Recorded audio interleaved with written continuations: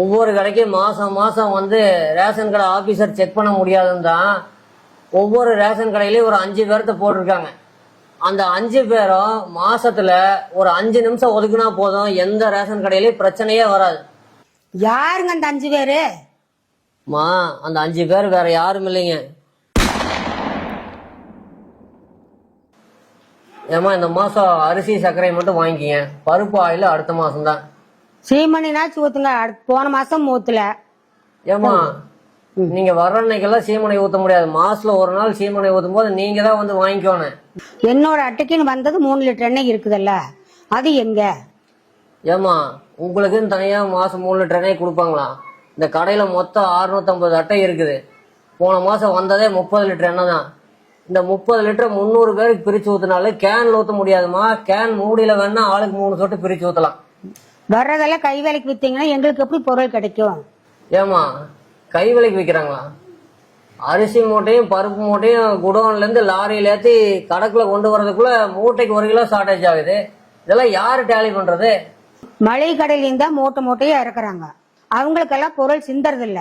இங்கே மட்டும் சிந்துதுன்னா அதை சிந்தாம இருக்கறதுக்கு நீங்க தானே இருக்கணும். அதுக்காகத்தானே கவர்மெண்ட்ல சம்பளம் வாங்குறீங்க. அம்மா தாயே, பொருள் வாங்குற அன்னைக்கு மட்டும் வந்து இவ்வளவு பேசுறீங்களே, என்னைக்காச்சும் ஒரு மாசம் நம்ம கடையில பொருள் இறக்குற அன்னைக்கு வந்து ஸ்டாக் செக் பண்ணிருக்கீங்களா?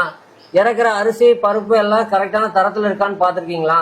நம்ம கடையில எத்தனை அட்டை இருக்குது, அதுக்கு எத்தனை மண்ணெண்ணெய் இறக்குறாங்கன்னு ஒரு மாசமாவது வந்து நீங்க செக் பண்ணிருக்கீங்களா? நாங்க ரேஷன் கடை ஆபீசரா வந்து செக் பண்றதுக்கு? நாங்க பொதுமக்கள். மா, ஒவ்வொரு கடைக்கும் மாசம் மாசம் வந்து ரேஷன் கடை ஆபீசர் செக் பண்ண முடியாதுன்னு தான் ஒவ்வொரு ரேஷன் கடையிலயும் ஒரு 5 பேர்த்த போட்டிருக்காங்க. அந்த 5 பேரும் மாசத்துல ஒரு 5 நிமிஷம் ஒதுக்குனா போதும், எந்த ரேஷன் கடையிலயும் பிரச்சனையே வராது. யாருங்க அந்த 5 பேரு? மா, அந்த 5 பேர் வேற யாரும் இல்லைங்க. ஒவ்வொரு ரேஷன் கடைக்கும் அந்த ரேஷன் கடையில பொருள் வாங்குறவங்கள ஒரு 5 பேரை லோக்கல் விஜிலன்ஸ் டீம்னு போட்டிருக்காங்க.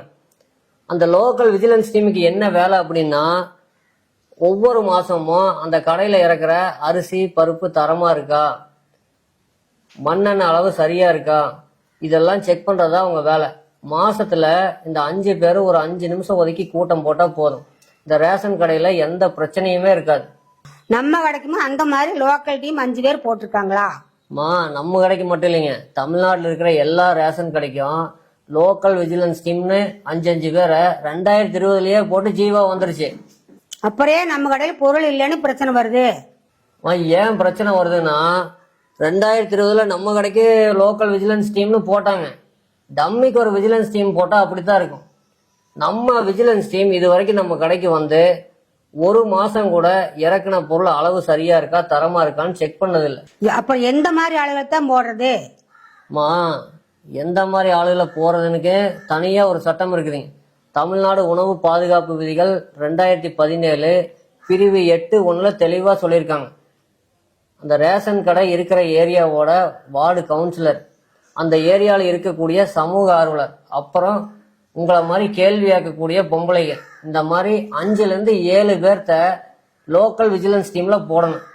அப்படி போட்டா எந்த கடையிலயும் பிரச்சனையே வராது. இதை சரி பண்றதுக்கு வேற என்னதான் வழி?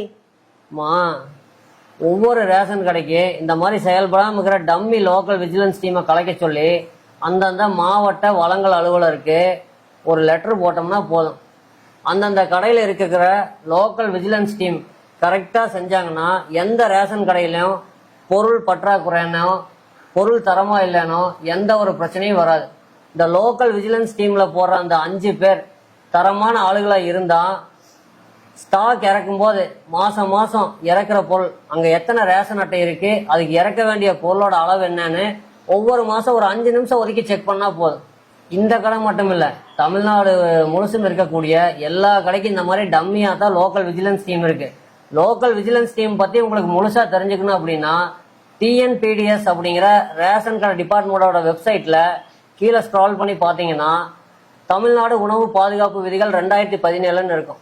அதை கிளிக் பண்ணி டவுன்லோட் பண்ணிட்டு அதுல பிரிவு 8(1) ஆன் கொடுத்துருப்பாங்க. அதுல பாத்தீங்கன்னா விஜிலன்ஸ் டீம் அப்படின்னா கண்காணிப்பு குழு.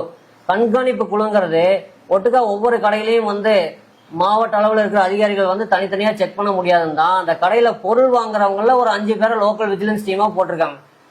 உங்க கடைக்கு நீங்க தான் பொறுப்பு. அப்ப நம்ம கடையில இறக்கக்கூடிய பொருளோட அளவு சரியா இருக்கான்னு யார் செக் பண்ணணும்? நம்ம தான் செக் பண்ணணும். அப்ப அந்த செக் பண்ணக்கூடிய ஆளுக, விவரமான ஆளுக, பேசக்கூடிய ஆளுகளை தான் வந்து இந்த லோக்கல் விஜிலன்ஸ் டீம்ல போட்டு அப்பாயின்ட் பண்ணணும். இதுக்கு முன்னாடி யார் விஜிலன்ஸ் டீம்ல இருக்காங்கன்னு அந்த கடையில பொருள் வாங்குறவங்களுக்கே தெரியாது. மாசம் ஒரு தடவையாவது கூட்டம் போடணுங்கிறது அதுல இருக்கு. ஆனா இது வரைக்கும் போட்ட vigilance team, local vigilance team யாருமே அந்த கடையில கூட்டம் போட்ட மாதிரி தெரியல. மாசம் மாசம் எங்களுக்கு பொருள் கரெக்டா கிடைக்கணும், அதுக்கு ஒரு வழி பண்ணுங்க. இந்த லோக்கல் விஜிலன்ஸ் டீம் 5 பேர் மட்டும் கரெக்டா போட்டா உங்களுக்கு எந்த ஒரு பிரச்சனையும் இருக்காது. ஒவ்வொரு மாசமும் பொருள் வாங்குற அன்னைக்கு வந்து அது வரல இது வரலன்னு சொல்லக்கூடாதீங்க.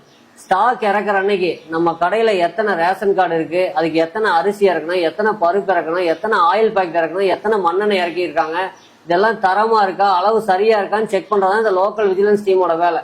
நம்ம கடைக்கு லோக்கல் விஜிலன்ஸ் டீம் சரியான 5 பேரை போட்டோம்னா உங்களுக்கு எந்த மாசம் பிரச்சனை இருக்காது. ஒவ்வொரு மாசம் உங்களுக்கு கிடைக்க வேண்டிய பொருள் தரமா வந்து கிடைக்கும்.